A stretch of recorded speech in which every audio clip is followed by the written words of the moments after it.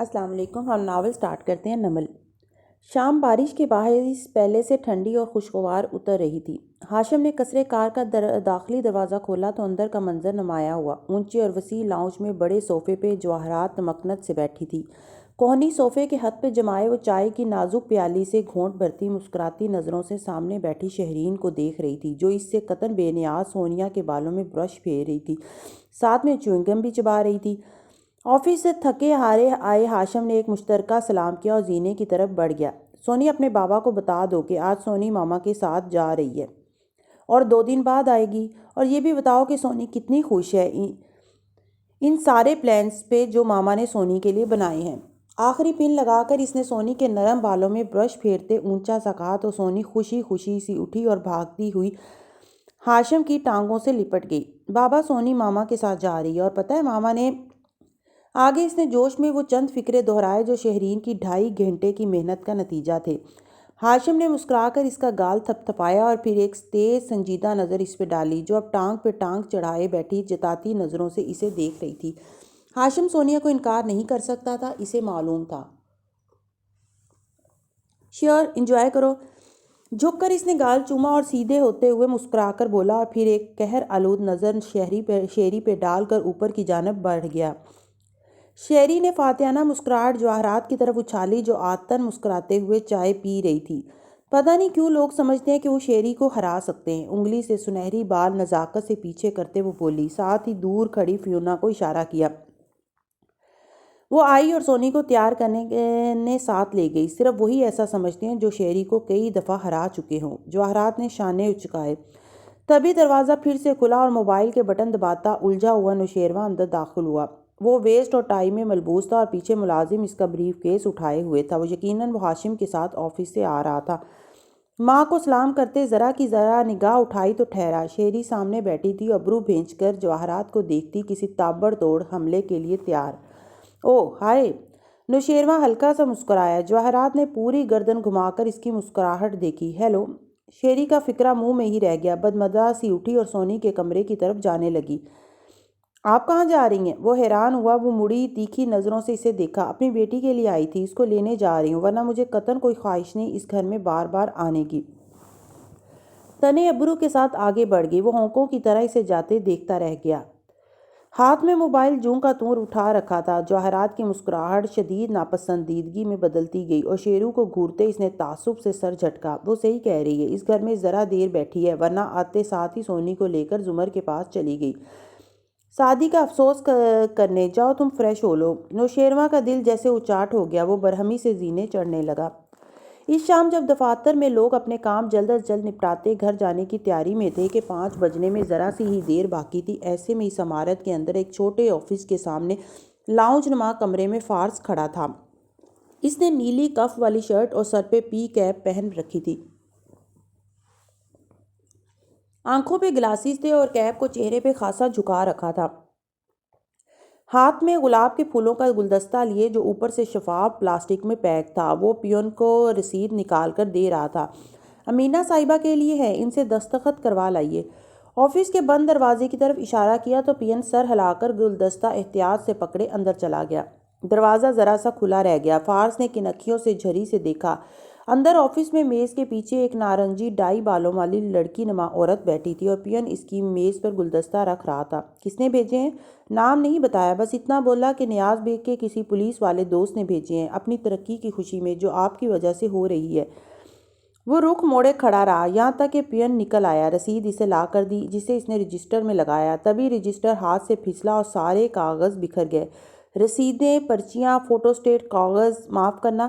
وہ پنجوں کے بل زمین پر بیٹھا کاغذ سمیٹنے لگا، آہستہ آہستہ، کیپ والا سر جھکائے، بار بار کلائی کی گھڑی دیکھتا۔ پیون کبھی اندر آ رہا تھا، کبھی باہر جا رہا تھا۔ وہ دھیرے دھیرے پرچیاں اٹھاتا اور رجسٹر میں لگاتا رہا۔ پھر گھڑی دیکھی اور کنکھیوں سے پیون کو دیکھا۔ وہ اب ٹرے لے کر راہداری کی طرف جا رہا تھا۔ ادھر وہ نکلا، ادھر فارس تیزی سے اٹھا اور آفس کا دروازہ کھول کر اندر آیا۔ میز پہ سر ٹکائے ڈائی بالوں والی عورت آنکھیں بند کیے پڑی تھی، ساتھ ہی گلدستہ کھلا پڑا تھا اور اس سے عجب مہک اٹھ رہی تھی۔ ناک بند کر کے وہ تیزی سے قریب آیا، گلوز والے ہاتھوں سے اسے واپس ریپ کیا، پھر لینڈ لائن فون کا تار کاٹا انٹرکام کا تار کاٹا، کمپیوٹر کی تار کو منقطع کیا، امینہ کا پرس کھنگالا، اندر سے چابیاں نکالی، پھر میز پہ رکھا موبائل جیب میں ڈالا اور دروازے تک آیا۔ جھری سے باہر دیکھا، پین ابھی تک نہیں لوٹا تھا۔ اس نے جلدی سے بتی پنکھا سب بند کیے، باہر نکلا، دروازہ لاک کیا، باہر لگا اوپن کا کارڈ پلٹا کر کلوزڈ سامنے لایا اور پھر جیبوں میں ہاتھ ڈالے، سر جھکائے وہ آگے چلتا گیا۔ پھر شام گہری ہو گئی، افطار کے قریب لوگ سمٹ کر گھروں کے اندر چلے گئے تو شہر قدرے سنسان لگنے لگا۔ مغرب باسی ہوئی اور رات اترنے لگی۔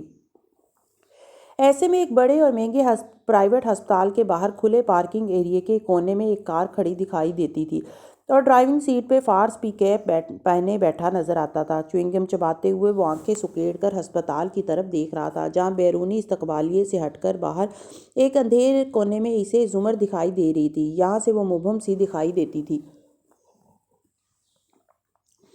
اگر قریب جا کر دیکھو تو وہ اس ویران کونے میں ایک نرس کے ساتھ کھڑی تھی۔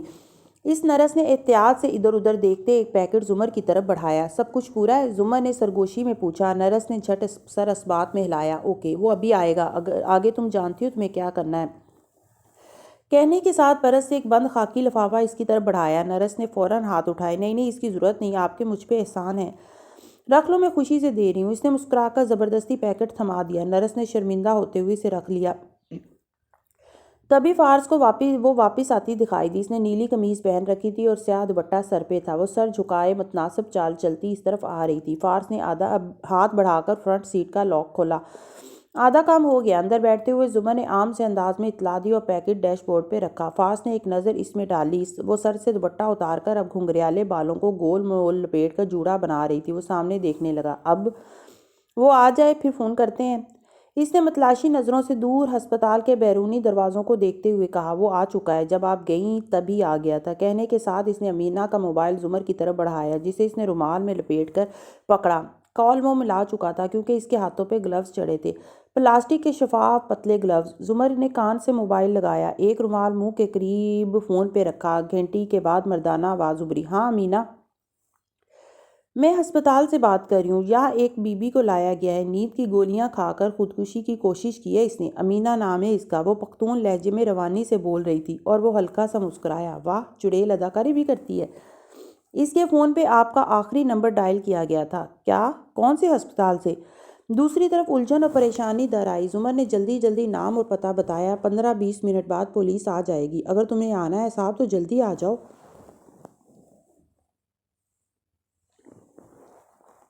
پولیس سے کچھ نہیں کہنا، میں آ رہا ہوں بس۔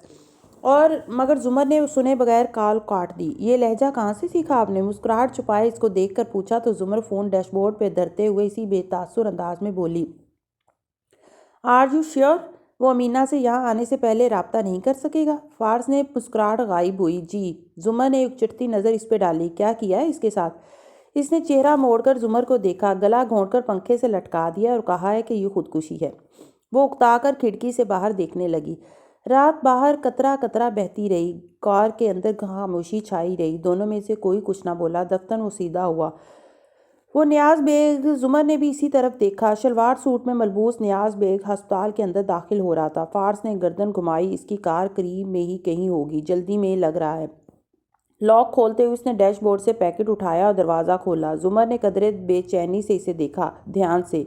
ہلکا سا بولی۔ وہ چونکا، اس کی آنکھوں کو دیکھا اور ہلکا سا مسکرایا۔ میں نہیں چاہتی تمہاری لاپرواہی سے کوئی گڑبڑ ہو۔ وہ وضاحت دے کر رخ موڑ گئی۔ اس کی مسکراہٹ پھیکی پڑی، سر جھٹک کر باہر نکل گیا۔ اندر استقبالیہ تک نیاز بیگ تیز قدم اٹھاتے پہنچا۔ وہی نرس کاؤنٹر کے پیچھے 2-3 افراد کے ہمراہ کھڑی تھی۔ اسے آتے دیکھ کر فوراً اس طرف متوجہ ہوئی۔ جی۔ وہ اس کے مخاطب کرنے پر وہیں رکا۔ ہاں، وہ امینا نامی خاتون کو لایا گیا ہے، مجھے فون آیا تھا اور پرائیویٹ روم 6 نمبر میں ہے وہ۔ آپ یہاں سے سیدھا جا کر دائیں مڑ کر۔ وہ عجلت میں راستہ سمجھاتی گئی۔ وہ سنجیدگی اور قدرے اضطراب سے سر ہلاتے آگے بڑھ گیا۔ چند راہداریاں عبور کر کے کمروں کے نمبر پڑھتا وہ مطلوبہ کمرے کے قریب آیا۔ باہر 2 پولیس اہلکار کھڑے تھے۔ نیاز بیگ کی تیوری چڑھی۔ وہ دروازے کے نزدیک جانے لگا تو ایک سپاہی نے راستہ روکا۔ کیا کام ہے؟ اندر میرا مریض ہے، اسے دیکھ لوں پھر تم سے بات کرتا ہوں، وہ قدرے اکھڑے لہجے میں کہہ کر آگے بڑھنے لگا، مگر سپاہیوں نے پھر سے روک دیا۔ اجازت نہیں ہے۔ مریض سے کیا رشتہ ہے تمہارا؟ اس سے پہلے کہ وہ غصے سے کچھ جواب دیتا دروازہ کھلا۔ نیاز بیگ کے الفاظ منہ میں رہ گئے۔ ASP سرمد شاہ عام پینٹ شرٹ میں ملبوس باہر نکل رہا تھا، اسے دیکھ کر چونکا۔ نیاز بیگ تم ادھر کیسے؟ تعجب سے آنکھیں سکیڑ کر اسے دیکھتے اپنے پیچھے دروازہ بند کیا۔ یہ تمہارے تھانے کی حدود تو نہیں ہے ASP؟ وہ بھی ذرا حیران ہوا۔ خیر میری پہچان کی ایک عورت آنکھ سے اشارہ کیا۔ ادھر ایڈمٹ ہے۔ سرمد شاہ کا ابرو بے اختیار اٹھا۔ ادھر اس کمرے میں؟ ہاں دیکھو اسے پولیس کیس مت بناؤ، یہ اتنا کوئی بڑا معاملہ۔ تم شیزا کو کیسے جانتے ہو؟ سرمد شاہ نے تیزی سے بات کاٹی۔ اس کی محتجب نگاہیں نیاز بیگ پہ جمی تھیں۔ کون شیزا؟ وہ ٹھہرا۔ IG صاحب کی بیٹی اور میری کزن شیزا ملک، جو ریپ اور ٹارچر کے بعد پچھلے 1.5 ماہ سے کوما میں ہے۔ بتاؤ کیسے جانتے ہو اسے؟ سرمد شاہ کی نگاہوں کا تعجب اب کھوجتے تاثر میں بدل رہا تھا۔ ایک دم نیاز بیگ کو کسی انہونی کا احساس ہوا۔ نہیں شیزا کون؟ میں تو نہیں جانتا کسی شیزا کو، میں تو ادھر امینہ کے لیے آیا تھا، وہ میری ایک عزیزہ ہے۔ پھر کمرہ نمبر دیکھا، شاید غلط کمرہ نمبر بتا دیا انہوں نے۔ میں پوچھتا ہوں دوبارہ، اور افسوس ہوا تمہاری کزن کا سن کر۔ غلط وقت پہ غلط جگہ پہ ہونے کا احساس ہوتے ہی وہ اجلت میں کہتا، اس کا کندھا تھپ تھپاتا جیب سے موبائل نکال کر مڑا۔ سرمد شاہ آنکھیں سکیڑ کر اسے جاتے دیکھنے لگا، پھر اس نے ایک نظر اپنے SI پہ ڈالی، وہ بھی انہی نظروں سے اسے دیکھ رہا تھا۔ ایک دم سرمد شاہ اس کے پیچھے لپکا۔ پیچھے کمرے کے دروازے کی ہلکی سی درز کھلی تھی، جس سے بیڈ پہ لیٹی لڑکی نظر آ رہی تھی۔ ہوش و خرد سے بے گانہ، آکسیجن ماسک لگا تھا، بہت سی دوسری نالیاں بھی۔ اس کے بال بھورے سنہرے سے تھے اور کان کے قریب ان میں تتلی کی شکل کا نگوں والا کلپ لگا تھا۔ کیا نام بتایا تم نے اپنی عزیزہ کا؟ راہداری کے آخر میں اس نے نیاز بیگ کو جا لیا، جو موبائل پہ نمبر ملا کر کان سے لگائے ہوئے تھا۔ اس کے چہرے پہ الجھن تھی۔ سرمد شاہ کے پکارنے پہ چونک کر گردن گھمائی۔ ہاں وہ امینہ ہے، میری جاننے والی، ہسپتال والوں نے ابھی فون کر کے بتایا۔ میں پوچھتا ہوں ابھی، ایسے کیا دیکھ رہے ہو ASP؟ وہ فوراً اکتایا۔ بھئی میں نہیں جانتا تمہاری کزن کو۔ ٹھیک ہے میں بھی تمہاری عزیزہ کی عیادت کر لوں۔ اس نے ابرو سے اسے چلتے رہنے کا اشارہ کیا۔ تیز جانچتی نگاہیں بار بار نیاز بیگ پہ ڈالتا تھا۔ وہ اندر ہی اندر کوفت کا شکار، وہ پریشان ہونے لگا، مگر چلتا رہا، یہاں تک کہ وہ واپس استقبالیہ کاؤنٹر تک آ پہنچے۔ او بی بی کس کمرے میں بھیج دیا تم نے مجھے؟ وہ بگڑ کر کہتا اسی نرس سے مخاطب ہوا۔ وہ تو کسی شیزا بی بی کا کمرہ ہے۔ سر آپ نے شیزا ملک کے کمرے کا ہی پوچھا تھا، تبھی میں نے روم نمبر 6 بولا۔ وہ سادگی سے گویا ہوئی۔ سرمد شاہ نے پوری گردن گھما کر اسے دیکھا۔ وہ ایک دم بھڑک اٹھا۔ کیا بکواس کر رہی ہو؟ میں نے امینہ امتیاز کا پوچھا تھا، تم لوگوں نے مجھے کال کر کے بتایا ہے۔ ساتھ ہی حیران و پریشان نگاہ ASP پہ ڈالی، جو بس چپ چاپ اسے گھور رہا تھا۔ سوری سر، مجھے شیزا ملک سنائی دیا تھا۔ امینہ امتیاز؟ وہ جھک کر چیک کرنے لگی۔ یہاں تو کوئی امینہ امتیاز نہیں لائی گئی، نہ ہم نے اس سلسلے میں کسی کو کال کی ہے۔ کیا بکواس ہے، تم لوگوں نے مجھے ابھی کال کی، خود مجھے بلایا، خودکشی کا کیس تھا۔ غصے سے لال پیلے ہوتے اس کے ماتھے پہ پسینہ آ رہا تھا۔ سر یہ سارے فونز آپ کے سامنے رکھیں، آپ کال ریکارڈ چیک کر لیں، ہمارے پاس کوئی امینہ امتیاز نہیں لائی گئی۔ آپ نے خود ابھی شیزا ملک کا پوچھا تھا مجھ سے۔ وہ ہانسی ہوگی۔ تمہیں کس نمبر سے فون آیا؟ وہ جو چپ کھڑا تھا ٹھہرے ہوئے لہجے میں بولا۔ نیاز بیگ نے جھنجھلا کر اسے دیکھا۔ امینہ کے موبائل سے فون آیا تھا۔ وہ واپس اسے کال بیک کرنے لگا۔ گھنٹی جا رہی ہے، کوئی اٹھا نہیں رہا، میں اس کے گھر دیکھتا ہوں۔ اچھا خدا حافظ۔ ماتھے کو چھو کر عجلت میں اسے سلام کیا اور باہر کی طرف بڑھا۔ SI نے بے اختیار سرمد شاہ کو دیکھا۔ وہ سوچتی نظروں سے نیاز بیگ کو باہر نکلتے دیکھ رہا تھا۔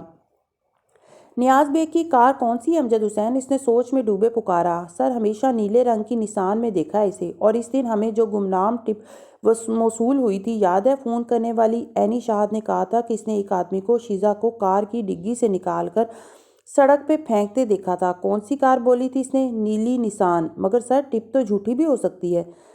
وہ خود متذبذب سا تھا۔ میرے ساتھ آؤ۔ سرمد شاہ کے چہرے پہ بے پناہ سختی در آئی۔ وہ باہر نکلا۔ SI فوراً پیچھے لپکا۔ دور گاڑیوں کی قطار کی طرف نیاز بیگ تیز تیز قدم اٹھاتا چلا جا رہا تھا، ساتھ ہی موبائل پہ مسلسل نمبر ملا رہا تھا۔ جب تک وہ دونوں اس تک پہنچے وہ نیلی نسان سے چند قدم دور تھے۔ تمہاری امینہ نے فون نہیں اٹھایا؟ خشک انداز میں اس نے پوچھا تو وہ چونک کر گھوما، چہرے پہ دبا دبا غصہ در آیا۔ ASP میں پریشان ہوں، اس ٹائم امینہ گھر بھی نہیں پہنچی اور فون بھی نہیں اٹھا رہی، کوئی مسئلہ ہے اس کے ساتھ؟ وہ ذرا جھنجھلایا ہوا، ذرا متفکر کہہ رہا تھا۔ جب SI نے آواز دی سر، سرمد شاہ نے اس طرف دیکھا۔ وہ چند قدم دور نیلی نسان کے ساتھ کھڑا ان کو بلا رہا تھا۔ نیاز بیگ فون کان سے لگائے جھلا کر بولے، مگر سرمد شاہ سنے بغیر آگے آیا۔ نیاز بیگ کی کار کے ڈیش بورڈ پر ایک موبائل تھر تھراتا ہوا جل بجھ رہا تھا۔ اندھیرے میں اس کی روشنی ونڈ سکرین پہ عکس بنا رہی تھی۔ عکس پہ نیاز بیگ کا نام اور نمبر لکھا آ رہا تھا۔ سرمد شاہ نے تیز نظروں سے اسے گھورا، جو روشنی دیکھ کر اسی طرف آیا تھا۔ تمہاری امینہ شاید اپنا فون تمہاری کار میں بھول گئی۔ وہ حیران پریشان سا قریب آیا۔ موبائل دیکھ کر اس کے چہرے پہ شاک در آیا۔ تیزی سے کار کھولی اور موبائل نکال کر چہرے کے سامنے کیا۔ وہ امینہ کا ہی موبائل تھا۔ اس نے الجھن بھری نگاہیں اٹھائیں تو اے ایس پی تیکھی نظروں سے اسے گھور رہا تھا۔ یہ ادھر کیسے؟ وہ کبھی ڈیش بورڈ کو دیکھتا، کبھی موبائل کو۔ امجد حسین، ذرا گاڑی کی تلاشی لو، شاید امینہ بی بی بھی مل جائے۔ اے ایس پی نے تحکم سے ایس آئی کو اشارہ کیا۔ وہ آگے بڑھا تو نیاز بے کی پریشانی پس منظر میں چلی گئی اور ابرو تن گئے۔ اس کی ضرورت نہیں ہے، میں اس کے گھر جاتا ہوں، ہاتھ جلا کر قدرے خردرے انداز میں کہتے ایس آئی کو روکا۔ ایس آئی نے اے ایس پی کو دیکھا، وہ آگے ہوا، نیاز بیگ کی آنکھوں میں دیکھتے تحمل سے بولا، نیاز بیگ، اس وقت مجھے غصہ دلا کر مجھے اپنا دشمن مت بناؤ۔ میں نے بڑے موقعوں پر تمہارا ساتھ دیا ہے، اس لیے چپ چاپ یہاں کھڑے رہو۔ پھر امجد حسین کو اشارہ کیا، گاڑی کھولو۔ چند لمحوں بعد 3-4 مزید اہلکار وہاں کھڑے تھے۔ ایس آئی ٹارچ سے اندر روشنی مارتا کار کی سیٹیں، کھانے، کلوز کمپارٹمنٹ چیک کر رہا تھا۔ اے ایس پی سرمد شاہ کمر پہ ہاتھ باندھے پتھریلے تاثرات کے ساتھ یہ کارروائی دیکھ رہا تھا، اور نیاز بیگ تلملاتا ہوا سا کھڑا تھا۔ یہ تم اچھا نہیں کر رہے، ایک سلگتی نظر سرمد شاہ پہ ڈال کے ہلکا سا بولا۔ سرمد شاہ خاموش رہا۔ ایس آئی اب ڈگی کھول رہا تھا۔ میں پہلے مصیبت میں ہوں، اوپر سے تم کسی مشتبہ کی طرح میرے ساتھ برتاؤ کر رہے ہو، میں یہ بے عزتی بھولوں گا نہیں۔ سر، ایک دم ایس آئی سیدھا ہوا۔ اس کے چہرے پہ کوئی ایسا ہکا بکا تاثر تھا کہ سرمد شاہ فوراً ڈگی کی طرف آیا۔ یہ دیکھیے۔ اس نے ٹارچ کی روشنی ڈگی کے ایک کونے میں ماری۔ سرمد شاہ نے آنکھیں سکیڑ کر دیکھا اور اگلے ہی لمحے اس کی آنکھیں پھٹ سی گئیں۔ وہاں ایک جگمگاتا ہوا تتلی کی صورت کا 3 انچ چوڑا ہیئر کلپ گرا تھا۔ اس میں چند ہلکے بھورے بال بھی اڑے تھے اور چند بال فاصلے فاصلے پہ ڈگی میں بکھرے بھی تھے، جو ابھی دکھائی نہیں دے رہے تھے۔ تتلی کے چند نگ جگمگا رہے تھے اور باقی نگوں کو سوکھے خون کے دھبوں نے ماند کر رکھا تھا۔ شیزہ کا خون؟ سرمد شاہ کی آنکھوں میں سرخی ابھری۔ وہ تیورا کر اس کی طرف گھوما۔ نیاز بیگ، اپنے ہاتھ پیچھے باندھ لو۔ رفیع محمد، اسے ہتھکڑی لگاؤ۔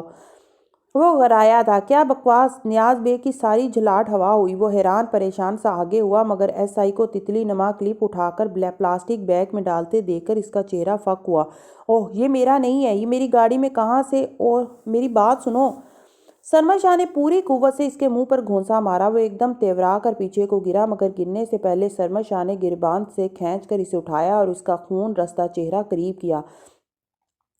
میں نے تمہیں کتنے کیسز سے نکالا، کیا اس لیے کہ تم میرے خاندان کی لڑکی کے ساتھ ایسا کرو گے؟ تم؟ گالی دی۔ گھٹیا انسان! وہ میری بہنوں جیسی تھی۔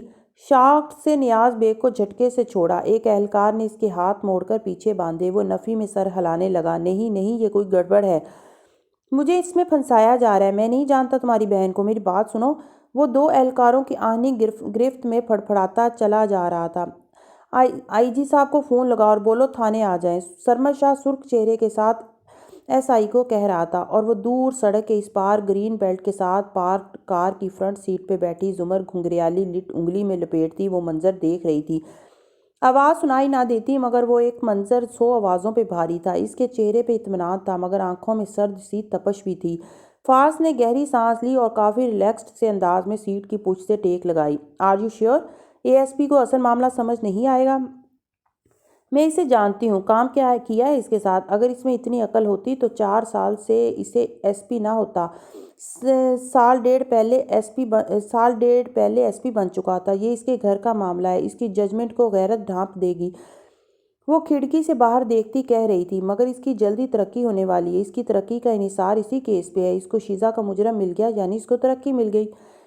زمر نے ہلکے سے کندھے اچکائے۔ دور نیاز بیگ سپاہیوں کی گرفت میں پھڑپڑاتا مسلسل چلا رہا تھا۔ اب دیکھو کون لڑکیوں کی طرح چیخ رہا ہے۔ وہ اسی منظر کو دیکھتے بولی تو لہجے میں نمی بھی تھی اور آنچ بھی۔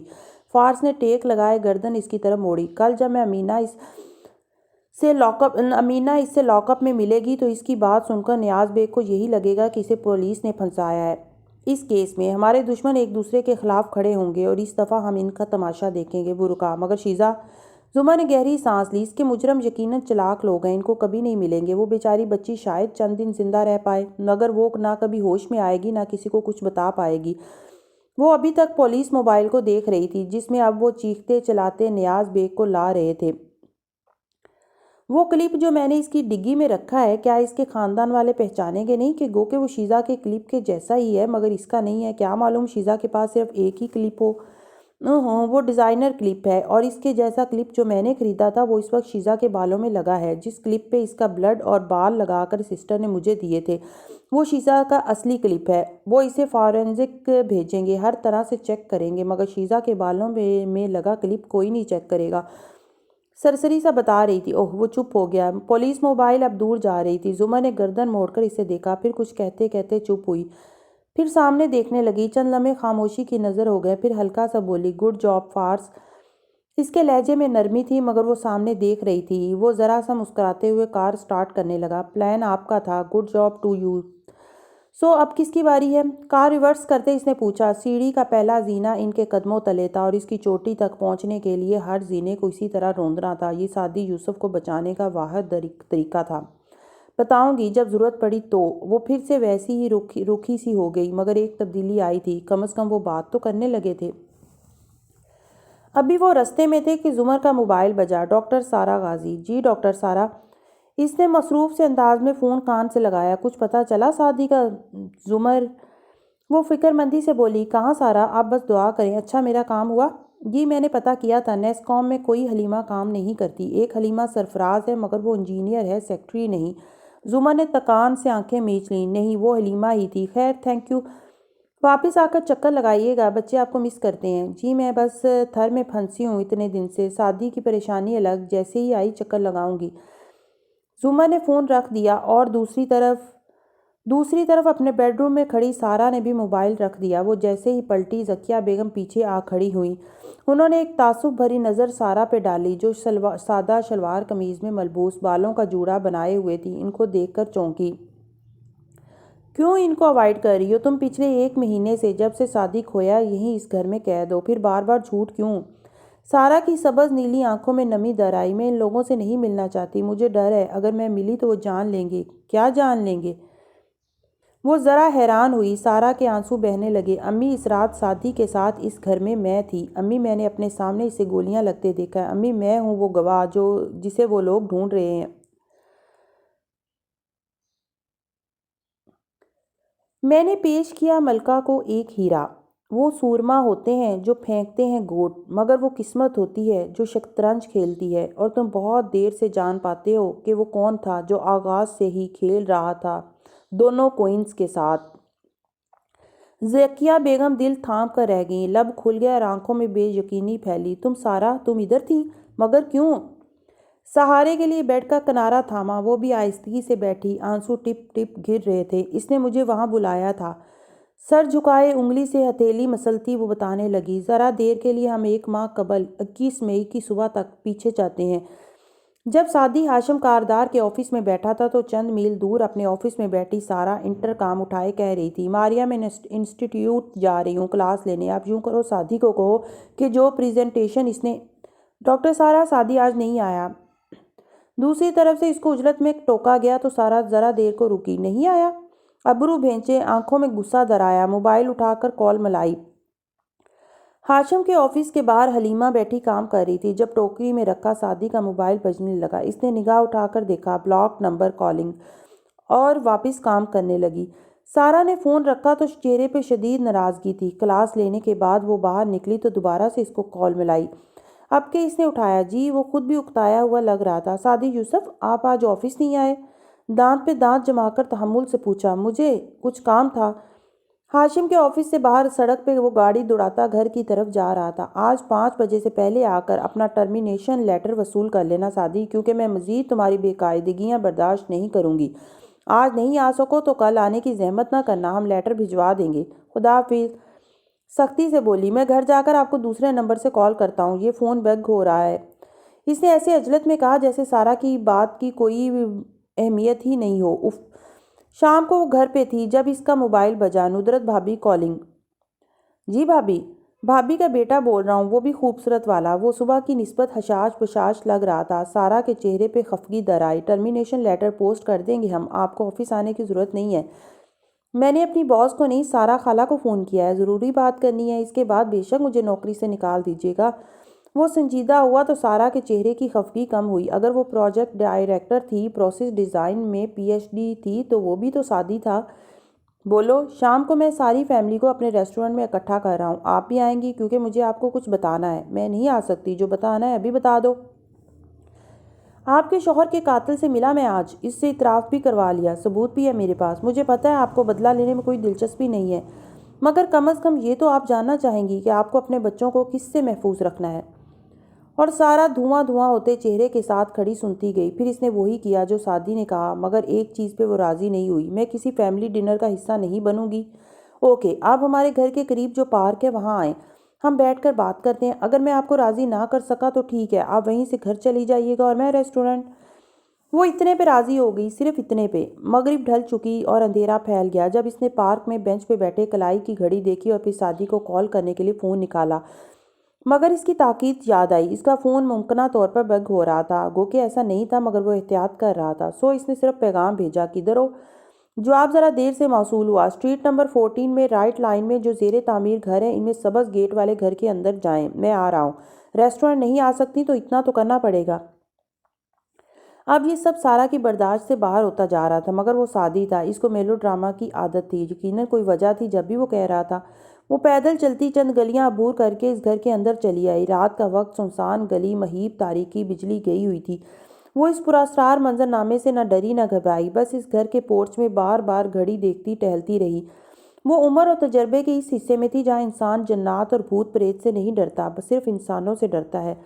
گیٹ پہ آہٹ ہوئی تو وہ مڑی، جھنجھلا کر کہنے لگی، سعدی اتنا ڈرامہ کرنے کی، مگر وہ منہ پہ انگلی رکھتا تیزی سے قریب آیا۔ سارا رک گئی، وہ بار بار گردن موڑ کر پیچھے دیکھتا تھا۔ آپ یوں کریں، ریسٹورنٹ جائیں، میں سعدی میں نے بتایا میں ادھر نہیں جاؤں گی، تمہیں مجھے کچھ بتانا ہے تو بتاؤ ورنہ میں جا رہی ہوں۔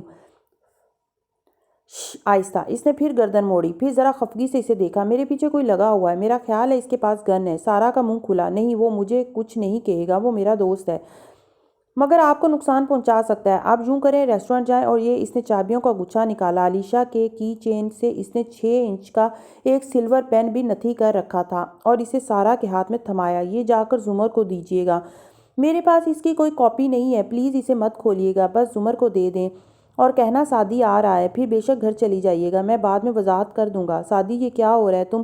وہ پریشان ہونے لگی۔ ڈاکٹر سارا، جو میں کہہ رہا ہوں وہ کریں، جائیں، جلدی کریں۔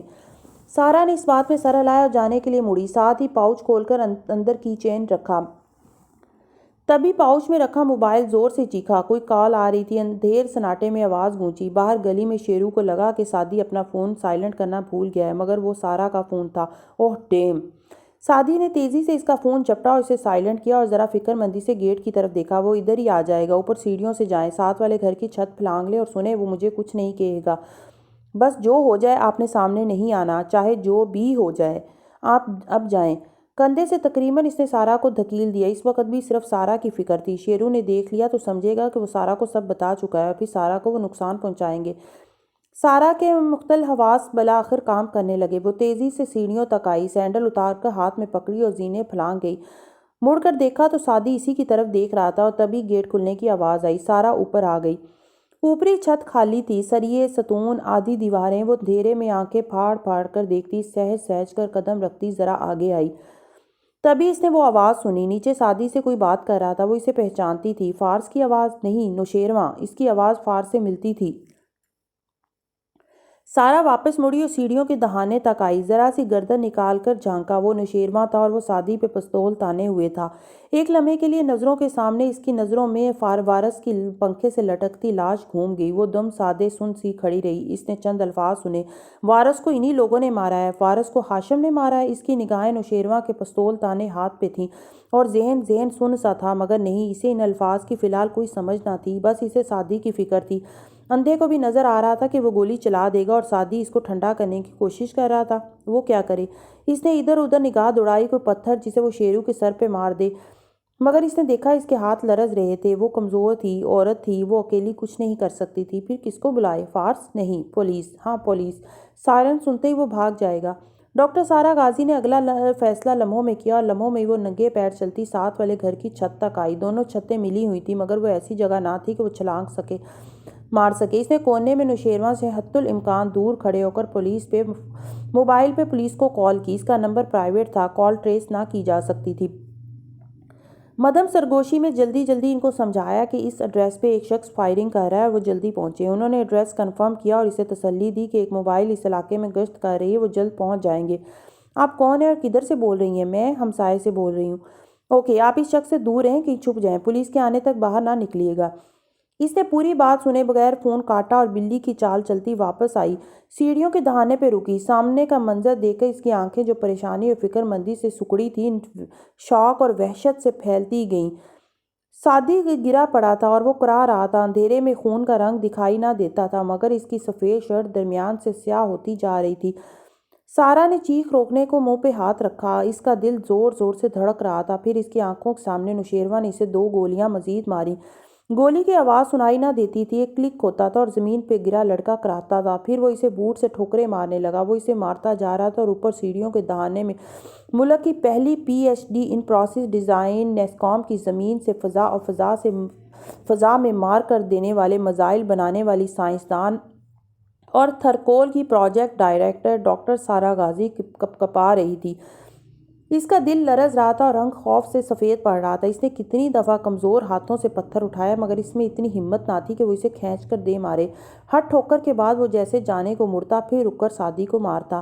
وہ بس لمحے گن رہی تھی، ادھر وہ نکلے اور ادھر سارا سعدی کو فوراً اٹھا کر ہسپتال لے جائے۔ بالآخر وہ جانے کے لیے مڑا، مگر جاتے جاتے اس نے پوری قوت سے سعدی کے منہ پر بوٹ مارا تھا۔ سارا کی آنکھوں میں ایک دم بہت سا پانی اترا۔ اس نے پتھر اٹھایا اور اسے ہوا میں بلند کرتے ہوئے لبوں سے ہلکی سی سسکاری نکلی۔ وہ کتنی مشکل سے چیخیں، آنسو، بددعا سب کو روک کے بیٹھی تھی، یہ وہی جانتی تھی۔ اور یہ کراہ نوشیروان تک بھی پہنچی تھی۔ جب وہ ایک دم گھوما، سارا فوراً دیوار کی اوٹ میں ہو گئی۔ اے کون ہے ادھر؟ وہ احتیاط سے قدم بڑھا رہا تھا۔ سارا گہرے سانس لیتی دیوار سے کمر ٹکائے کھڑی رہی۔ پھر اسے گولیوں کے کلک اور ان کے سیڑھیوں اور دیوار سے ٹکرانے کی آواز سنائی دی۔ گولیوں کے بارے میں خبریں سننا، ان کو فلموں اور ویڈیو گیمز میں دیکھنا اور بات ہوتی ہے، مگر ان کو خود پہ برستے دیکھنا یہ زندگی کے تکلیف دہ تجربات میں سے ایک ہے۔ سارا نے آنکھیں بند کر لیں، اس کا سارا وجود کانپ رہا تھا۔ پھر خاموشی چھا گئی۔ اس نے چند لمحے انتظار کیا، پھر اوٹ سے نکلی تو نوشیروان جاتے جاتے اسی پل واپس مڑا اور اندھیرے میں سارا کا ہیولا فوراً اوٹ میں ہو گیا۔ اسے لگ رہا تھا وہ ابھی آئے گا اور اسے بھی گولیوں سے بھون دے گا، مگر ایسا نہیں ہوا۔ وہ گیٹ عبور کر کے باہر نکل گیا۔ وہ دوڑ کر نیچے آئی۔ سعدی زمین پر کرا رہا تھا، اس کی آنکھیں بند تھیں۔ سعدی اس نے جھنجھوڑا، اس کا چہرہ تھپتھپایا۔ سعدی نے غنودہ سی آنکھیں کھولیں۔ اسے دیکھ کر ان میں کوئی احساس نہ جاگا، بس وہی غنودہ، صدماتی، بے یقین سی کیفیت۔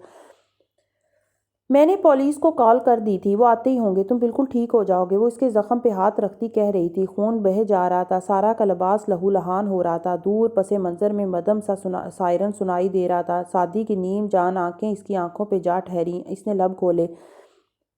ڈاکٹر سارا، کوئی ریلیشن شپ ٹائٹل استعمال کیے بغیر اس نے سرگوشی میں حلق سے بامشکل الفاظ نکالے۔ Run for. اس کے لبوں سے خون بہنے لگا، مگر سارا کا پورا وجود سن ہو گیا۔ اسے معلوم تھا وہ کیا کہنا جا رہا ہے۔ Run for your life. اپنی زندگی کے لیے بھاگو۔ ساتھ ہی آنکھوں سے اشارہ کیا جانے کا، نکل بھاگنے کا۔ یہ وہ سعدی نہیں تھا جس نے کچھ دیر پہلے بہت اعتماد سے کہا تھا کہ وہ میرا دوست ہے، مجھے کچھ نہیں کہے گا۔ یہ وہ سعدی تھا جس کے یقین کے چہرے پہ ابھی وہ بوٹ مار کر گیا تھا۔ سائرن اب قریب ہوتے سنائی دے رہے تھے، بجلی آ گئی تھی، گلی روشن ہو گئی تھی۔ سارا ایک دم اٹھی اور باہر کو بھاگی۔ گیٹ پورا کھول دیا۔ پھولے سانس، تیز دھڑکن اور بے جان ہوتے وجود کے ساتھ وہ تیز دوڑ رہی تھی۔ نگاہوں میں ایک ہی شے تھی، وارث کی پنکھے سے جھولتی لاش۔ وہ راستے میں 2 جگہ گری، گھٹنے رگڑے گئے، ہتھیلیاں چھل گئیں، مگر وہ پھر سے اٹھ کر دوڑنے لگی۔ سائرن اب اسی گلی سے سنائی دے رہے تھے، لوگوں کی آوازیں بھی۔ ان کو سعدی مل گیا تھا۔ وہ مزید تیز دوڑتی گئی، یہاں تک کہ پارک کے قریب کھڑی اپنی کار تک پہنچ گئی۔ اندر بیٹھ کر تیز سانس لیتے اس نے خود کو نارمل کرنا چاہا۔ موبائل فرنٹ سیٹ پہ ڈالا اور سیٹ کی پشت سے سر ٹکا کر آنکھیں موند لیں۔ اسٹیئرنگ پہ ہاتھ رکھے تو وہ بری طرح کپکپا رہے تھے، دل بند ہونے کو آتا تھا، اور یہ تب تھا جب اس نے ایک جھٹکے سے آنکھیں کھولی۔ اسے احساس ہوا کہ اس کے پاؤچ اس کے ہاتھ میں نہیں ہے۔ سارا نے وحشیانہ انداز میں کپڑے جھاڑے، سیٹ پہ چیزیں الٹ پلٹ کیں، گاڑی سے نکل کر دیکھا، پاؤچ ندارو تھا۔ سعدی کی چابیاں، سعدی کا پین اس نے کھو دیا تھا، مگر اس وقت سعدی زیادہ اہم تھا۔ آخر وہ صرف ایک پین ہی تو تھا۔ اس نے لرزتے ہاتھوں سے کار سٹارٹ کی. اسے واپس اسی گلی کے دہانے پہ جانا تھا اور ایک فاصلہ رکھ کر پولیس کی موبائل کو فالو کرنا تھا. وہ سعدی کو جب تک ہسپتال پہنچتا نہیں دیکھ لے گی اسے چین نہیں آئے گا. پھر میں نے ان کا تعاقب کیا. جب وہ اسے ہسپتال لے گئے تو میں واپس آ گئی. اس کے ریسٹورنٹ کال کر کے ملازم کو میں نے ہی بتایا کہ وہ کس ہسپتال میں ہے. اس سے زیادہ میں کچھ نہیں کر سکتی تھی. گھر آ کر میں کمرے میں بند ہو گئی. کپڑے بدلے. صبح کار کی سروس بھی کروائی. سارے نشان مٹا دیے. اسی صبح میں نے 2+2 کر لیے تھے اور مجھے معلوم ہو گیا تھا کہ وارث کو بھی انہی لوگوں نے مارا ہے. اپنے کمرے میں بیڈ پر بیٹھی سارا جھکے چہرے آنسوؤں کے ساتھ بتا رہی تھی اور ذکیہ بیگ حق تک سنے جا رہی تھی. مگر وہ کون تھا جس نے گولی چلائی؟ سارا نے نفی میں چہرہ ہلایا. میں نہیں بتا سکتی. ان لوگوں نے وارث کو بھی مارا. وہ میرے بچوں کو بھی مار دیں گے امی. اگر میں نے زمر کو بتایا تو وہ کہے گی کہ گواہی دو. میں گواہی نہیں دے سکتی. میری آنکھوں کے سامنے اس نے جیسے سعدی کو مارا ہے میں وہ منظر نہیں بھول سکتی. مگر تم ان کو اتنا تو بتا دو کہ یہ کس نے کیا ہے. میں نے بتایا تو زمر کو پتہ چل جائے گا کہ میں ہی وہ گواہ ہوں جس کو وہ لوگ ڈھونڈ رہے ہیں. ان کو پتہ ہے کہ وہاں کوئی تھا. مجھے حنین نے بتایا ہے. زمر کہے گی گواہی دو. وہ میری جگہ ہوتی تو دے دیتی گواہی. اس کے پاس کھونے کے لیے کچھ نہیں ہے. میرے پاس ہے. میری بیٹیاں. امی جب کوئی مر جائے تو واپس نہیں آتا. وہ لوگ اس طرح اسے ہسپتال لے کے آئے. انہوں نے اس کو مار کر لاش بھی غائب کر دی ہوگی. وہ اسی طرح ہمارے ساتھ بھی کریں گے. وہ نفی میں سر ہلاتی روتے ہوئے کہہ رہی تھی. ذکیہ بیگم کا دل بھر آیا. انہوں نے اس کا شانہ تھپکا. مگر زمر کہتی ہے وہ زندہ ہے. امی زمر نے نہیں دیکھا تھا اسے سعدی کو قتل کرتے. میں نے دیکھا تھا اور اسے ہسپتال میں نے پہنچایا تھا. آپ مجھے بزدل سمجھتی ہیں تو سمجھے مگر وہ میں ہوں جس نے اس کی جان بچائی تھی. مگر وہ پھر بھی اسے لے گئے. جتنی بے رحمی سے اس کو وہ مار رہا تھا اس کے بعد وہ اسے کیسے چھوڑ سکتے ہیں؟ امی سعدی مر چکا ہے کیونکہ اس نے وارث کے قاتلوں کو کنفرنٹ کیا تھا. میں اگر سعدی کے قاتل کو کنفرنٹ کروں گی تو میڈیا پہ سعدی کے نام سے تحریک چلا رہے ہیں تو ہم سب بھی مر جائیں گے. اس کے دوست ایک تحریک چلا رہے ہیں امی. وہ ایک دم وحشیانہ انداز میں چلائی. مجھے اپنی پرواہ نہیں ہے مگر میری بیٹیاں ہیں 2 اور یہ لوگ سوشل میڈیا پہ اس چیز کو استعمال کر رہے ہیں. امی ان میں سے کسی کو عدالت آنا پڑے تو کوئی بھی نہیں آئے گا. ہر کوئی زمر نہیں ہوتا. اور وہ جو چیزیں سعدی نے تمہیں دی تھی وہ نہیں ملی؟ نہیں. میں بعد میں دوبارہ اس علاقے میں گئی تھی. ہر وہ جگہ دیکھی جہاں سے گزری تھی مگر میرا پاؤچ نہیں تھا. اس میں میری ایک رنگ تھی. پیسے تھے اور سعدی کی چابیاں بھی. پھر سعدی کی گمشدگی کے کوئی 4 دن بعد میں اس زیر تعمیر مکان میں گئی. وہاں اوپر چھت پہ جہاں میں نے چھپ کر پولیس کو فون کیا تھا وہاں بجری کا ڈھیر رکھا تھا. میں نے بجری ہٹائی تو ایک کونے میں جہاں اس رات سیمنٹ کچی تھی اب پک کر سخت ہو چکی تھی. اس میں میرے پاؤچ کے 2 موتی اٹکے تھے. ذکیہ بیگم کی آنکھوں میں چنبا ابھرا. مطلب میں نے وہیں رکھا ہوگا پاؤچ. سیمنٹ کچی تھی اور اس سے چپک گیا. بعد میں کسی نے اسے کھینچ کر اتارا تو موتی اندر ہی اٹکے رہ گئے. یہ پولیس کا کام نہیں ہو سکتا تھا. کسی مزدور نے کیا ہوگا اور پھر اس جگہ بجری ڈال دی. پاؤچ میں میرے پیسے تھے. ہیرے کی انگوٹھی تھی اور کی چین تھا. پھر میں اس گھر کے ٹھیکیدار سے ملی. سے بتایا کہ میں ایک وکیل ہوں. ادھر میرا پرس گرا تھا. اس نے کہا کہ 10,000 دوں تو پرس واپس لا دے گا. میں نے دے دیے. پھر ذکیہ بیگم دھیان سے سن رہی تھی. 3 دن بعد میں دوبارہ گئی تو اس نے کہا کہ کسی مزدور نے اٹھایا تھا پرس اور اس نے وہ مجھے واپس کر دیا. اندر پیسے اور انگوٹھی ویسی ہی رکھی تھی مگر سعدی کا کی چین نہیں تھا. مگر وہ کہاں گیا مجھے نہیں پتا. مگر کیا فرق پڑتا ہے امی؟ جب سعدی نہیں رہا تو کیا فائدہ کسی دوسری چیز کا؟ وہ گھٹنوں میں سر دیے کتنی دیر روتی رہی. پھر بالآخر اس نے چہرہ اٹھایا. آنسو پونجے. کچھ دن میں چلوں گی ان سے ملنے مگر ابھی نہیں. مجھے سنبھلنے میں کچھ وقت لگے گا. مگر ذکیہ بیگم جانتی تھیں کہ چونکہ اس نے اپنے دل کا بوجھ ہلکا کر دیا ہے تو اب وہ جلد سنبھل جائے گی. وہ افسوس سے اسے دیکھے گئی. نہ وہ بہادر تھی نہ بزدل. وہ ایک ماں تھی. رات انیکسی پہ گہری ہو رہی تھی. رمضان کے باعث بتیاں روشن تھیں. بڑے ابا لاؤنج میں ویل چیئر پہ بیٹھے تھے اور صداقت ان کے پیر کے ناخن کاٹ رہا تھا. تبھی دروازہ کھلا تو ابا نے گردن موڑ کر دیکھا. زمر اندر داخل ہو رہی تھی. فارس پیچھے تھا. دونوں کے چہرے پہ ایک ہم آہنگ سا اطمینان بکھرا تھا. نیاز بیگ کو گرفتار ہوئے 2 گھنٹے ہی تو ہوئے تھے. میں اپنے پرائیویٹ نمبر سے لوکل چینلز کو کال کرنے جا رہا ہوں. صبح تک شیزہ ملک کیس کے ملزم کے پکڑے جانے کی خبر عام ہوگی. اے ایس پی کو اتنی شہرت اور ہائپ ملے گی کہ پھر وہ نیاز بیگ کو باہر نہیں آنے دے گا. اوکے. زمر نے سر ہلا دیا اور بڑے ابا نے صرف دور سے دیکھا کہ وہ دونوں سرگوشی میں بات کر رہے تھے. کوئی اطمینان سا تھا جو ان کے رگوں پہ میں سما گیا تھا. صداقت فوراً سے اٹھا. استری کے سٹینڈ سے فارس کی شرٹ اٹھا لایا. فارس بھائی یہ جل گئی. شرٹ سامنے کی. شرمندگی سے سر بھی جھکایا. زمر نے چونک کر شرٹ کو دیکھا. اس کی تیوری چڑھی. پھر ذرا تھمی. فوراً سے فارس کو دیکھا. یہ ابھی صداقت کو ڈانٹے تو صحیح. میں اس کو وہ بلیک والی پریس کر دو. پھر فارس نے بس ایک نظر اس شرٹ کو دیکھا اور سیڑھیوں کی طرف بڑھ گیا. زمر کے لب ذرا کھل گئے. قدرے تعجب سے اس نے فارس کو جاتے دیکھا. اس نے کچھ بھی نہیں کہا. صداقت نے بہت تسلی امیز انداز میں ہاتھ جھاڑے۔ پچھلے ہفتے بھی ایک جلائی تھی، تب بھی کچھ نہیں کہا تھا۔ زمر کھول کر اس کی طرف مڑی۔ اگلے 10 منٹ تک صداقت نے سر جھکا کر اس کی صلواتیں سنی، جس میں مسلسل صداقت آپ کا دھیان کہاں ہوتا ہے، آپ یہ اور آپ وہ کی تکرار تھی۔ اور اوپر چڑھتے فارس نے سر جھٹکا تھا۔ ملازم آپ ہیں اور شوہر تم ہے، یہ عورت کبھی نہیں سیدھی ہوگی۔ چند منٹ بعد زمر کے کمرے کی بتی بجھی اور وہ بیڈ پہ لیٹی تھی۔ فارس کمرے میں نہیں تھا۔ کھلی آنکھوں سے چھت کو دیکھتے اس کے سامنے ایک منظر فلم کی طرح چل رہا تھا۔ 4 سال پہلے آفس میں بیٹھی زمر اور سامنے بیٹھے بصیرت صاحب، وہ اس سے پوچھ رہے تھے فارس غازی کی گاڑی سے پولیس نے وہ رسی ریکور کی ہے جس کے ذریعے وارث غازی کا گلا گھونٹا گیا تھا۔ جی فارس آیا تھا میرے پاس، اس نے کہا کہ اسے سیٹ اپ کیا گیا ہے۔ وہ فائل پہ لکھتے ہوئے کہہ رہی تھی زمر صاحبہ یہ فارس کیسا آدمی ہے، مطلب کہ ایک ایوریج مجرم تو ایسے ثبوت کار میں چھوڑ سکتا ہے، ہم روز ایسے بیسیوں کیسز دیکھتے ہیں، مگر ایک کرمنل اسمارٹ آدمی ایسا نہیں کر سکتا۔ زمر پین لبوں پہ رکھے کچھ دیر سوچے گئی۔ سچ بتاؤں تو میں اس کو نہیں جانتی، کچھ مہینے میرے پاس پڑا ہے وہ، پھر بس کبھی سرے راہ ملاقات ہو گئی تو ہو گئی۔ کم گو ہے، ہاں اگر بولے تو نپی تلی بات کرتا ہے، سمجھدار لگتا ہے مجھے، ذرا غصے کا تیز ہے، مگر کرمنل اسمارٹ ہے یا نہیں ایسی باتیں تو کسی کے ساتھ رہ کر ہی پتہ چل سکتی ہیں، اس لیے میں کچھ نہیں کہہ سکتی۔ ویسے ایک ایجنسی میں اچھی پوسٹ پہ ہے، ایسے ہی تو نہیں ہو گیا ہوگا نا؟ میڈم ایجنسیز میں تو ہر طرح کے لوگ ہوتے ہیں، فزیکل فٹنس بھی میٹر کرتی ہے، شخصیت بھی میٹر کرتی ہے، سب بہترین اور اسمارٹ نہیں ہوتے۔ یہ زمر اور زرتاشا کو گولی لگنے سے پہلے کی گفتگو تھی جو آج رات ویسے ہی اس کی سماعتوں میں گونجنے لگی۔ میں 1 مہینے سے اس کے ساتھ رہ رہی ہوں، شادی کو کھوئے 1 مہینہ ہو گیا، اور یہ اس نے گردن موڑ کر ٹیرس کی طرف دیکھا جہاں وہ بیٹھا تھا۔ اس نے مجھے مایوس نہیں کیا۔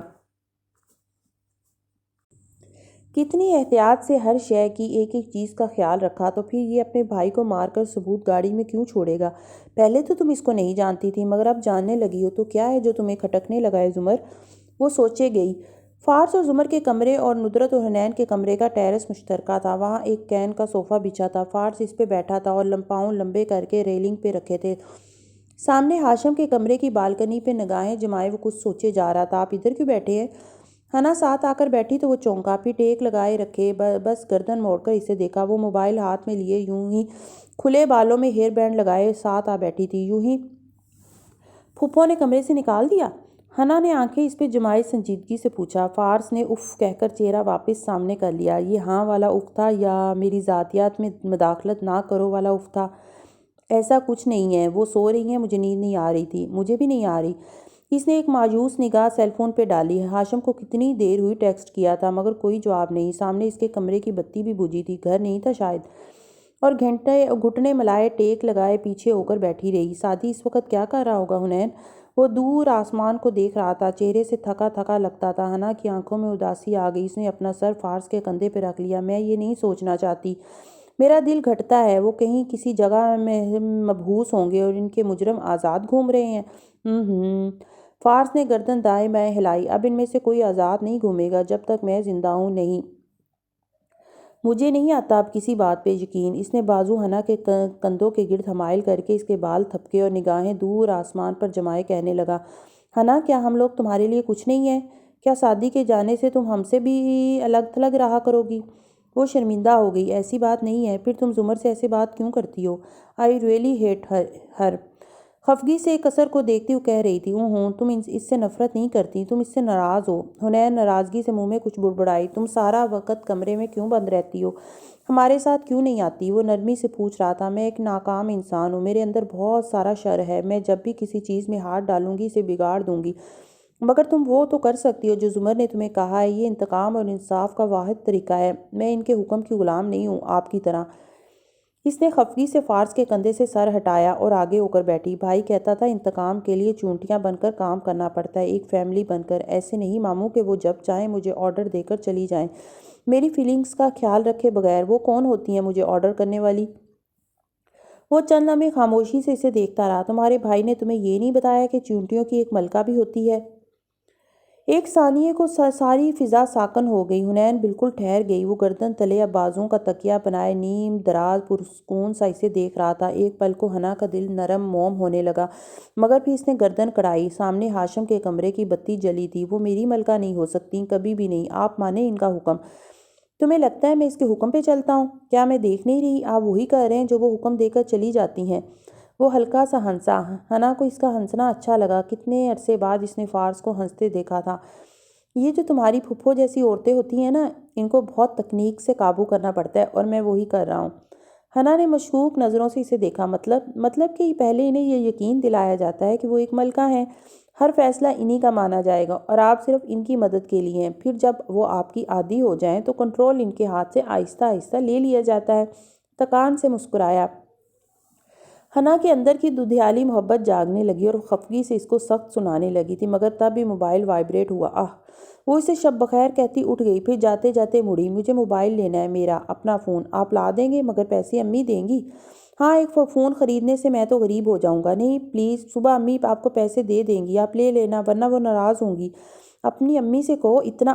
وہ رک گیا، سر جھٹکا۔ اچھا صبح بات کرتے ہیں۔ شب بخیر ماموں۔ ہلکا سا مسکرا کر کہا تو وہ جواب دے کر پھر سے سامنے دیکھنے لگا، وہ جس کو بھلانے میں کئی سال لگے تھے۔ ایک لمحہ غفلت میں درایا، وہی لمحہ۔ حنا کمرے میں آئی۔ امی کروٹ کے بل لیٹی تھیں۔ وہ فوراً اپنے بستر پہ آئی اور موبائل کھولا۔ ہاشم، اس کی آنکھیں جگمگا اٹھیں۔ سارے دن کی تھکن اتر گئی۔ کدھر تھے آپ سارا دن؟ لڑکی، میں مصروف ہوتا ہوں۔ مسکراتی اسمائلی۔ تم سناؤ کیا کیا آج؟ کچھ نہیں، بھائی یاد آتا رہا۔ ابھی ماموں کے ساتھ ٹیرس پہ بیٹھی تھی، وہ کروٹ کے بل لیٹی اندھیرے میں چمکتی اسکرین کو دیکھتی لکھتی جا رہی تھی۔ کیا باتیں ہو رہی تھی ماموں سے؟ ہاشم اپنے کمرے میں ٹائی ڈھیلی کرتے ہوئے ایک ہاتھ سے موبائل پہ ٹائپ کرتا جا رہا تھا۔ وہ 2-3 لوگوں کو ایک ہی وقت میں جواب دے رہا تھا۔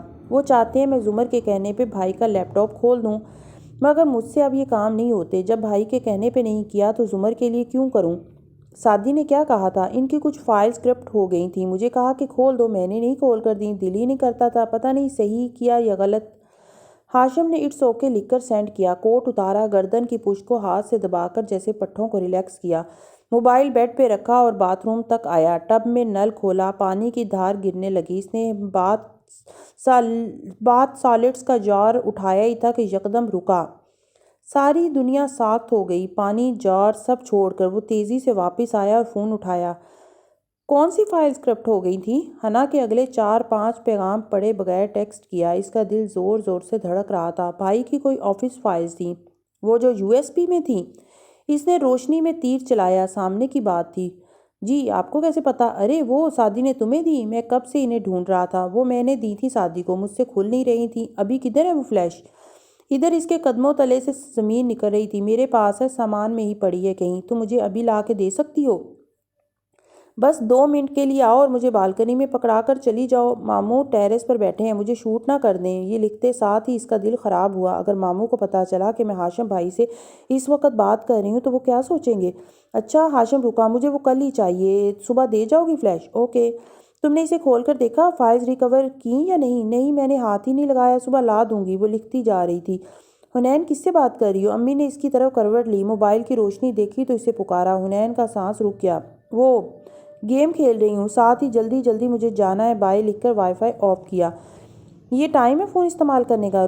رکھو اور سو جاؤ، سحری کے لیے پھر اٹھتے موت پڑتی ہے تم سب کو۔ اب نہ دیکھوں میں تمہارے ہاتھ میں موبائل۔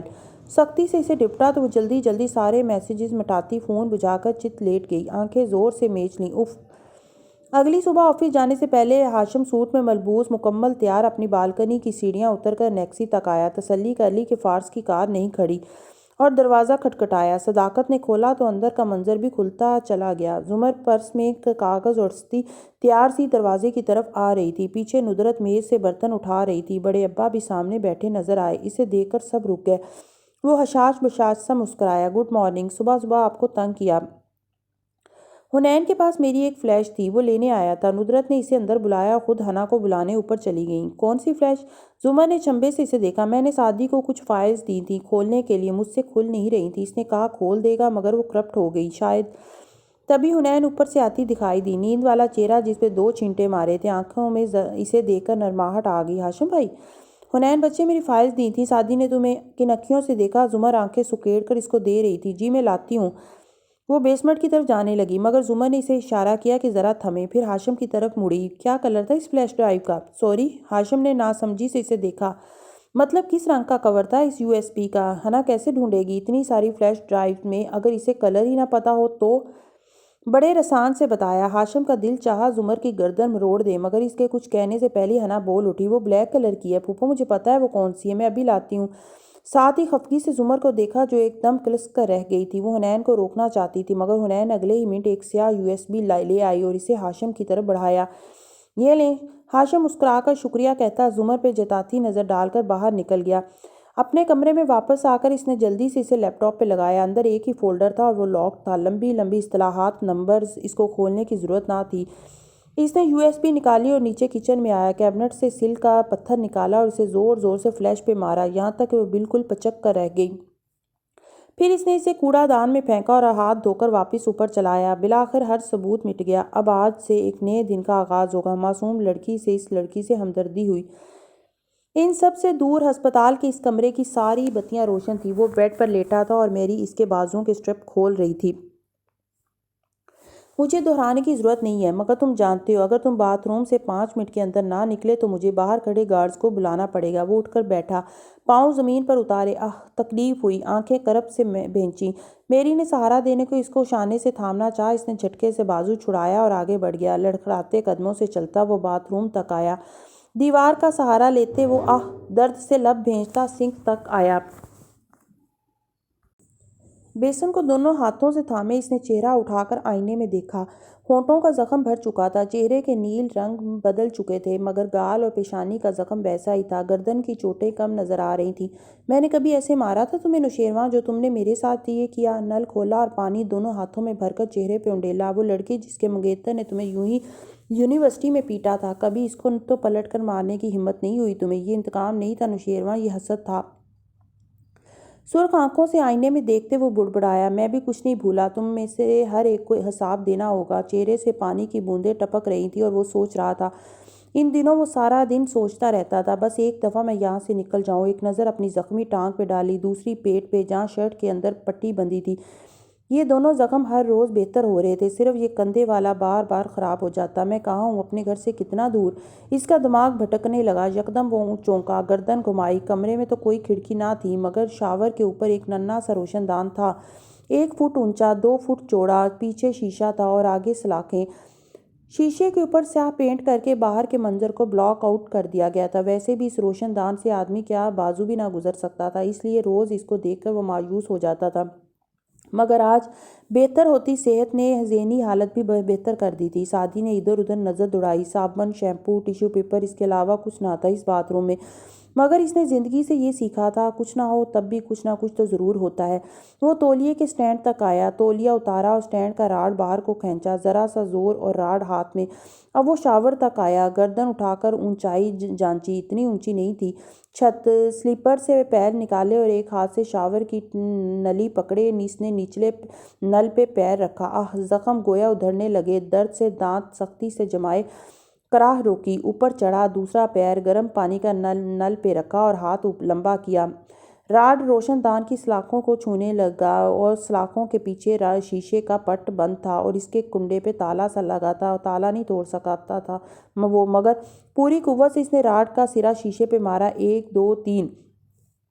دروازہ زور زور سے دھڑدھڑایا جانے لگا۔ میری کی غصے سے بھری آواز، پھر گارڈز کی دھاڑ۔ وہ کچھ سوچے بغیر بار بار راڈ شیشے پر مار رہا تھا۔ کندھے کا زخم دھڑنے لگا تھا، درد بڑھ گیا۔ وہ مزید ضربیں لگاتا گیا، قوت پوری نہ لگا سکنے کے باعث ضرب زور کی نہ لگتی اور شیشہ بے اثر رہتا اور کندھے سے خون رسنے لگا۔ تب بھی شیشے میں چھناکا ہوا، درمیان سے سوراخ۔ سعدی نے راڈ پھینکا، ایک ہاتھ دیوار پر رکھے، دوسرے سے کانچ کے ٹکڑے نکالے، ذرا سا روزن بنا۔ دروازے کا لاک ٹوٹا، 2 آدمی اندر داخل ہوئے، غصے میں اسے گالیاں دے رہے تھے۔ سعدی نے ایک نظر باہر چلچلاتی دھوپ کے منظر پر ڈالی۔ وہ عمارت کی غالباً سب سے اوپر کی منزل پہ تھا، اس لیے یہاں سے گویا پورا شہر نظر آتا تھا، مگر اس کا دل ڈوبنے لگا، آنکھوں میں وحشت اور حیرت اتر آئی۔ نیچے ایک گارڈ نے وہی راڈ اس کی ران کے زخم پر مارا، اس کے منہ سے دبی دبی سی چیخ نکلی، وہ گرنے لگا۔ تبھی دوسرے نے کھینچ کر اسے نیچے اتارا۔ ہاتھ میں کانچ لگنے سے خون بہہ رہا تھا اور کندھے سے خون ہنوز رس رہا تھا۔ وہ لہیم شہیم سے گارڈز اسے گھسیٹتے ہوئے واپس لائے اور بیڈ پہ پٹکا، پھر اس کے بازو باندھنے لگے اور اس دوران وہ بستر پہ گرا، درد سے کراہتے ہوئے اونچا اونچا پوچھ رہا تھا، میں کہاں ہوں؟ یہ کون سا شہر ہے؟ کوئی مجھے کچھ بتاتا کیوں نہیں ہے؟ کرب کی شدت سے اس نے آنکھیں بند کر لیں۔ میری نے ان گارڈز کو ڈاکٹرز کو لانے بھیج دیا ہے اور خود اس کے سرہانے آ کھڑی ہوئی۔ میں نے کہا تھا تمہیں کہ دیر مت لگانا، سختی سے وہ بولی تھی۔ سعدی نے گیلی آنکھیں کھول کر اسے دیکھا۔ یہ کون سا شہر ہے؟ یہ میرا شہر نہیں ہے، مجھے پتہ ہے۔ یہ پوچھو کہ یہ کون سا ملک ہے؟ اور اس کے الفاظ پہ سعدی ذوالفقار یوسف خان کا پورا وجود سن ہو گیا۔ یک ٹک وہ میری کو دیکھے گیا۔ بھاگنے کی کوشش بیکار ہے سعدی، کیونکہ یہ انڈیا ہے اور یہاں تم بغیر پاسپورٹ کے لائے گئے ہو۔ جس دن تم اس قید سے نکلو گے تم ایک پاکستانی جاسوس کی طرح انڈیا کی گلیوں میں یوں ہی چھپتے پھرو گے اور وہ جلد یا بدیر تمہیں ڈھونڈ کر، خیر مجھے بتانے کی ضرورت نہیں کہ بھارت میں ایک غیر قانونی طور پر آئے ہوئے پاکستانی، وہ بھی جو نیس کام کا سائنسدان ہو، اس کے ساتھ کیا ہو سکتا ہے۔